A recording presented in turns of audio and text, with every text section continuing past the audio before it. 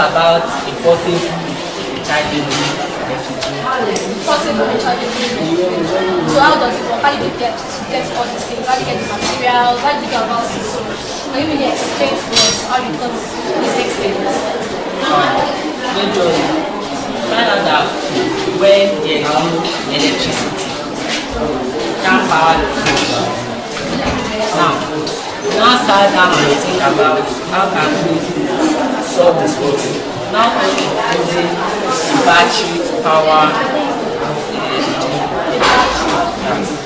now this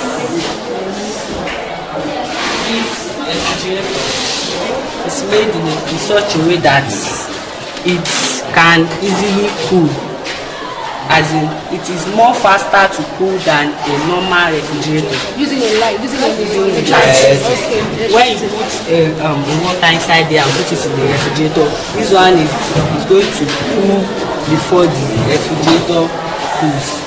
And also the material we use here is we have the low suction and high section, and we have the evaporator. The evaporator has made the fridge to be more fast to cool. And outside we have the condenser, we have the compressor. This condenser, it condenses the heat from the compressor, and this dryer works on the principle of separating dirty moisture from the compressor.